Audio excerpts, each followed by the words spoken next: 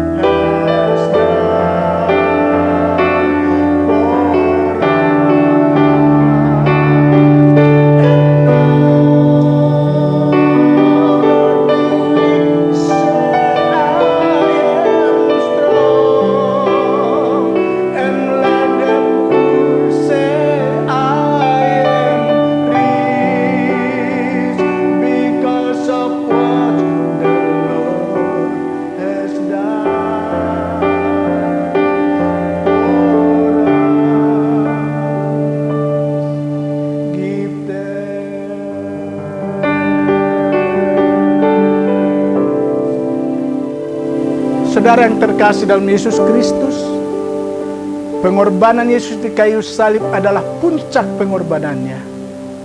Semua di jalan Yesus dengan penuh kasih. Tapi dalam menjelang pengorbanannya, rupanya ini puncak pengorbanannya, Yesus sengaja berdoa dengan doa yang sungguh-sungguh. Bagian dari doanya itu tertulis di dalam Matius 26 ayat 39 berbunyi, maka ia maju sedikit lalu sujud dan berdoa, katanya, ya Bapakku, jikalau sekiranya mungkin, biarlah cawan ini lalu daripadaku, tapi janganlah seperti yang kukehendaki, melainkan seperti yang Engkau kehendaki. Saudara yang terkasih dalam Yesus Kristus, tidak pernah Yesus sedikit pun menolak apapun yang Allah Bapa lakukan kepadanya. Tapi dalam hal ini ada permohonan spesial. Dia mengatakan, kalau boleh, lalukanlah cawan ini daripadaku. Itu mengandung pengertian, kalau boleh Tuhan, saya ini terlalu berat. Kalau boleh saya bisa menolaknya, saya akan tolak. Dalam hal ini, saudara yang terkasih dalam Yesus Kristus, Yesus mengungkapkan kehendaknya sebebas-bebasnya kepada Bapa di sorga. Tetapi juga ternyata bagi Yesus, kehendak diri sendiri, no, jangan, bukan kehendaknya yang utama. Saudara yang terkasih dalam nama Yesus Kristus, kita sedang menghadapi kesulitan sekarang. Saya yakin kita punya banyak kehendak. Boleh kita mengungkapkan kehendak kita dengan bebas kepada Tuhan. Tapi ungkapkan seperti Yesus mengatakan, kalau boleh, jangan membantah, jangan mempersalahkan, jangan menuduh, jangan yang lain-lain. Katakan, ungkapkan kehendak sebebas-bebasnya kepada Tuhan. Kalau boleh Tuhan, hancurkan COVID-19. Hancurkan itu semuanya. Kami hampir tidak mampu menghadapinya. Tapi yang kedua, seperti Yesus mengatakan, tapi biarlah kehendak-Mu yang jadi. Yesus mengutamakan kehendak Bapa di sorga. Kehendak kita banyak yang salah. Pikiran kita banyak yang salah. Perasaan kita banyak yang salah. Sebab itu harus tetap tunduk kepada kehendak dan kedaulatan Allah. Dan itulah yang dikatakan oleh Yesus, dicontohkan oleh Yesus untuk kita lakukan. Kalau Allah katakan tidak, ya namanya tidak. Kalau Allah katakan iya, ya namanya iya. Karena apa? Kehendak Allah Bapa di sorga, kehendak Tuhan itulah yang terbaik, bukan kehendak kita. Mari kita tunduk kepada kehendak Tuhan.